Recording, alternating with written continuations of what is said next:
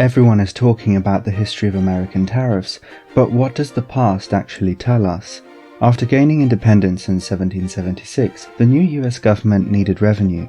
The Tariff Act of 1789, signed by President Washington, imposed a 5% tariff on nearly all imports. Alexander Hamilton, the first Treasury Secretary, emerged as the intellectual leader of the protectionist movement. In his influential Report on Manufactures, Hamilton argued that new domestic industries required temporary protection from foreign competition. He believed this protection would eventually lead to cheaper domestic products once industries reached maturity. Between 1816 and the end of World War II, the United States maintained one of the world's highest average import tariffs on all manufactured goods. By 1820, the average tariff rate had reached about 40%.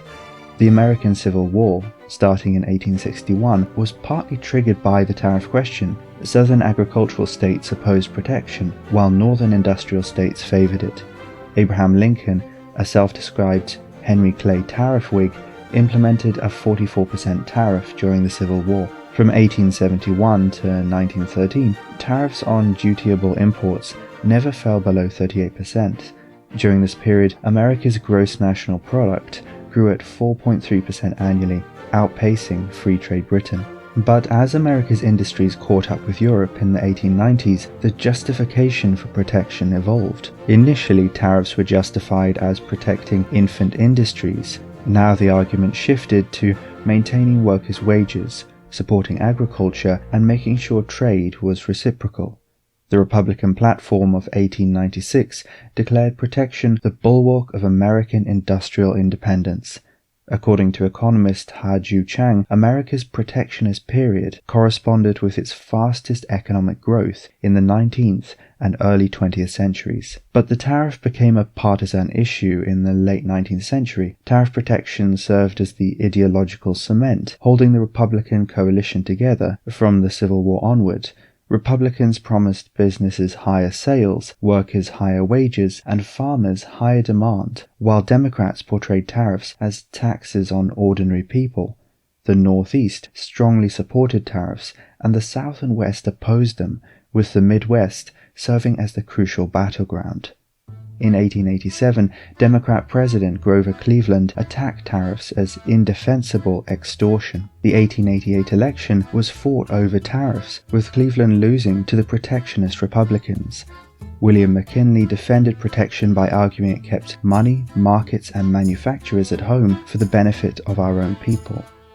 Democrats briefly returned to power with Cleveland's 1892 victory and attempted to lower rates with the Tariff Act of 1894. This reduced overall rates from 50% to 42%, but the bill contained so many protectionist clauses, Cleveland refused to sign it. It eventually became law anyway.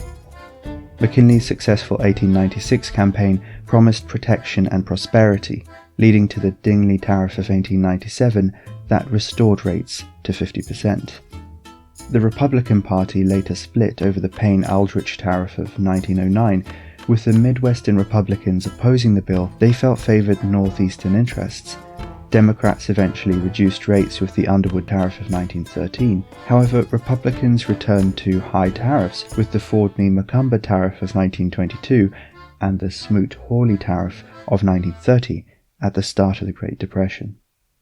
The 1930 Smoot-Hawley Tariff Act intended to address the Great Depression, but backfired when other countries retaliated with their own tariffs and bilateral trade deals, causing American imports and exports to plummet.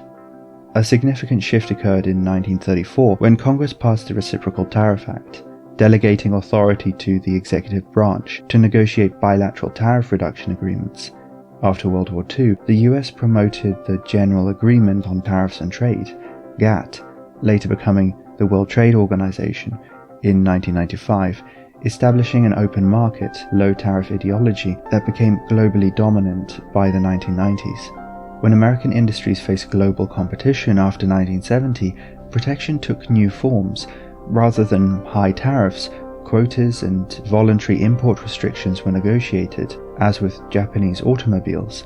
President Reagan and Bush abandoned protectionist policies, embracing free trade agreements, including NAFTA, in 1994. Though tariffs generally decreased, certain sectors, like agriculture, remain protected.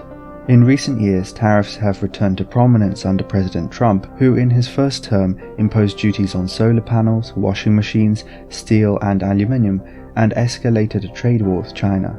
Studies indicated these tariffs reduced real income and adversely affected US GDP. However, it's interesting to note President Biden maintained most of these tariffs while adjusting a few. He dropped tariffs on European steel, but expanded those on Chinese goods, such as EVs and semiconductors. Overall, America has a long history of high tariffs, briefly interrupted by the liberalization of trade from the 1950s to the 2020s. Trump seems keen to overturn that consensus and return to the high tariff days, restructuring the US economy.